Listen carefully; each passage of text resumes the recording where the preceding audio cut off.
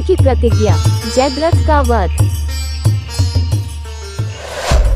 महाभारत का भयंकर युद्ध चल रहा था। लड़ते लड़ते अर्जुन रण क्षेत्र से दूर चले गए थे। अर्जुन की अनुपस्थिति में पांडवों को पराजित करने के लिए द्रोणाचार्य ने चक्रव्यूह की रचना की। अर्जुन पुत्र अभिमन्यु चक्रव्यूह भेदने के लिए उसमें घुस गया। उसने कुशलतापूर्वक चक्रव्यूह के 6 चरण भेद लिए, लेकिन 7वें चरण में उसे दुर्योधन, जयद्रथ आदि 7 महारथियों ने घेर लिया और उस पर टूट पड़े। जयद्रथ ने पीछे से निहत्थे अभिमन्यु पर जोरदार प्रहार किया। वह वार इतना तीव्र था कि अभिमन्यु उसे सहन नहीं कर सका और वीरगति को प्राप्त हो गया। अभिमन्यु की मृत्यु का समाचार सुनकर अर्जुन क्रोध से पागल हो उठा। उसने प्रतिज्ञा ली कि यदि अगले दिन सूर्यास्त से पहले उसने जयद्रथ का वध नहीं किया तो वह आत्मदाह कर लेगा। जयद्रथ भयभीत होकर दुर्योधन के पास पहुंचा और अर्जुन की प्रतिज्ञा के बारे में बताया। दुर्योधन उसका भय दूर करते हुए बोला, चिंता मत करो मित्र, मैं और मेरी सारी कौरव सेना तुम्हारी रक्षा करेंगे।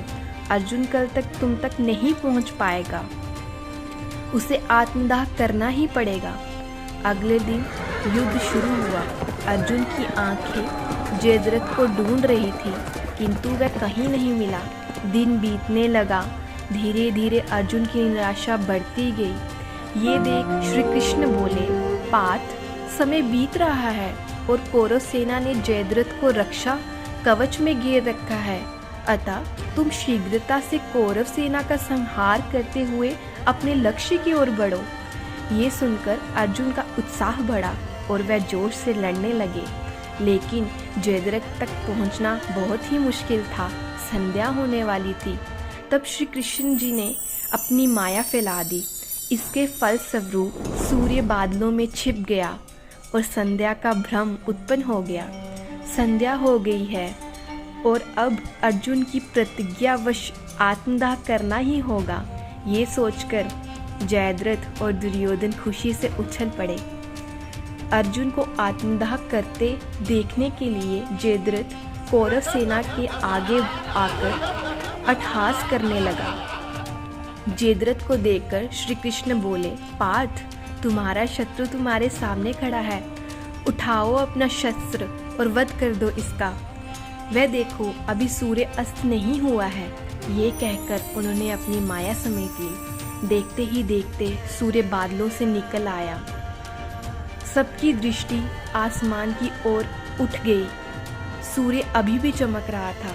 ये देख जयद्रथ और दुर्योधन के पैरों तले जमीन खिसक गई। जयद्रथ भागने को हुआ, लेकिन तब तक अर्जुन ने अपना शस्त्र उठा लिया था।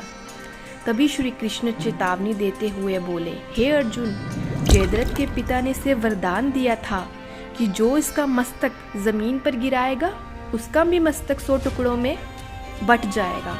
इसलिए यदि इसका सिर जमीन पर गिरा तो तुम्हारे सिर के भी 100 टुकड़े हो जाएंगे। हे पार्थ, उत्तर दिशा में यहाँ से 100 योजन की दूरी पर जयद्रथ का पिता तप कर रहा है।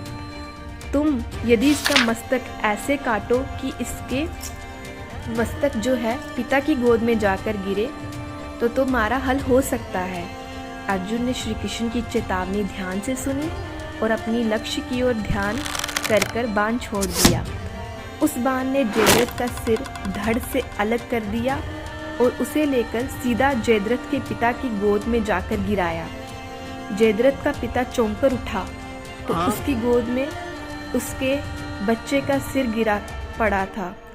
सिर के जमीन पर गिरते ही उसके सिर के भी 100 टुकड़े हो गए। इस प्रकार अर्जुन की प्रतिज्ञा भी पूरी हो गई। धन्यवाद।